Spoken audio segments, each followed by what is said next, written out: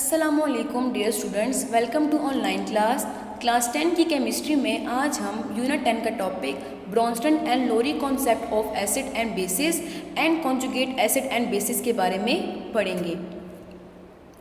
Students, हम different theories के through acid and bases को डिफाइन कर रहे हैं, तो आज हम लोग ब्रोंस्टन एंड लोरी के मुताबिक एसिड एंड बेसिस के कॉन्सेप्ट को पढ़ेंगे।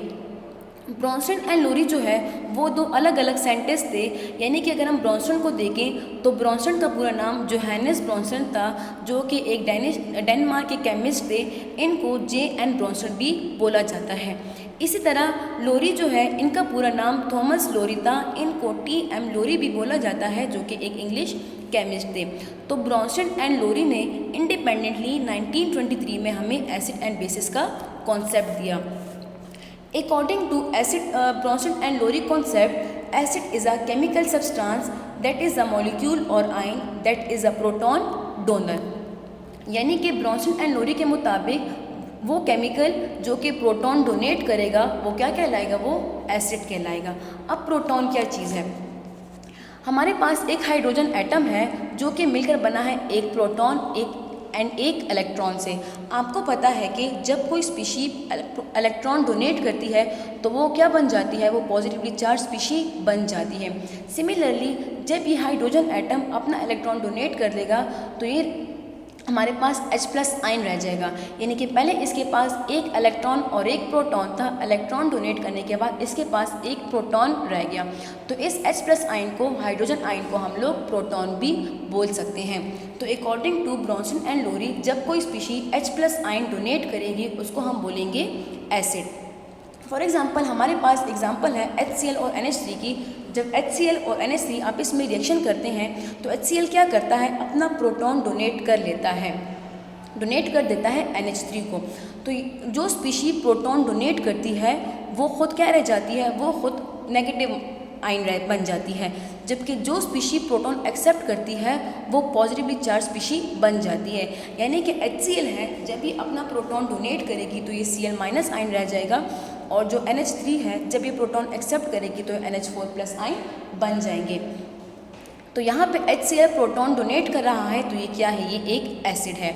इसी तरह H2O और NH3 जब रिएक्शन करेंगे, यानी कि वाटर और अमोनिया जब रिएक्शन करेंगे तो यहाँ पे भी वाटर जो है एज अ प्रोटॉन डोनर का काम कर रहा है, यानी कि प्रोटॉन यानी कि एसिड का एज अ एसिड वर्क कर रहा है, जबकि NH3 जो है वो प्रोटॉन एक्सेप्ट कर रहा है तो वो एज अ बेस वर्क कर रहा है।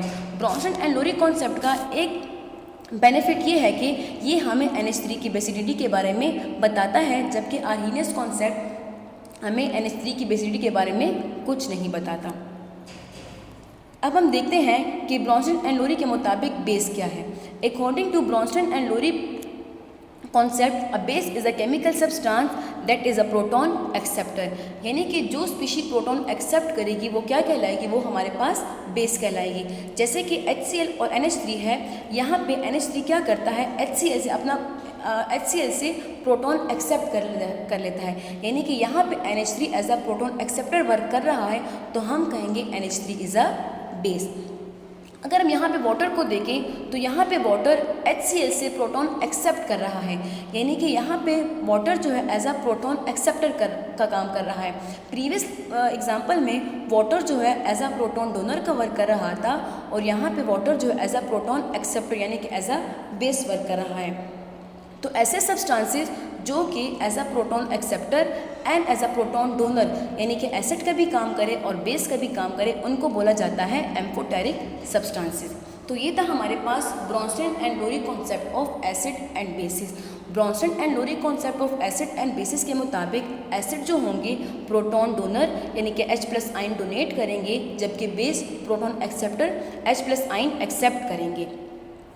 नेक्स्ट हम बात करते हैं कॉन्जुगेट एसिड एंड बेसिस की।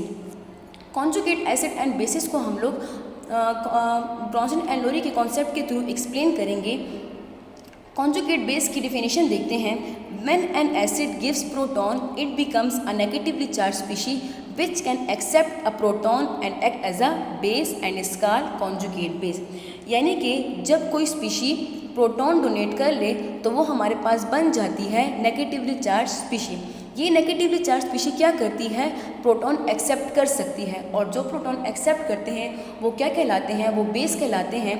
तो ये नेगेटिवली चार्ज स्पीशीज को हम कह सकते हैं कॉन्जुगेट बेस।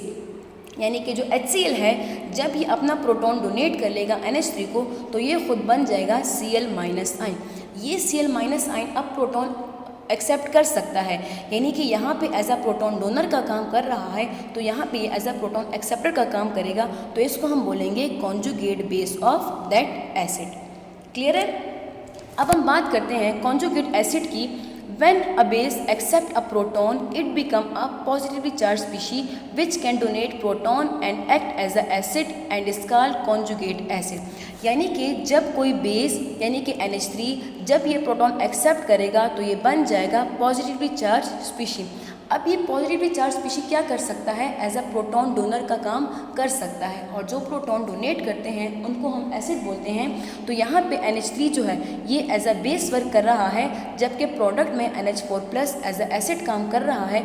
तो NH4 प्लस को हम बोलेंगे conjugate acid of that base, यानी कि NH4 को हम कॉन्जुगेट एसिड ऑफ NH3 का बोलेंगे। क्लियर है। तो आज हमने Bronsted and Lowry concept of acid and conjugate acid and bases के बारे में पढ़ा।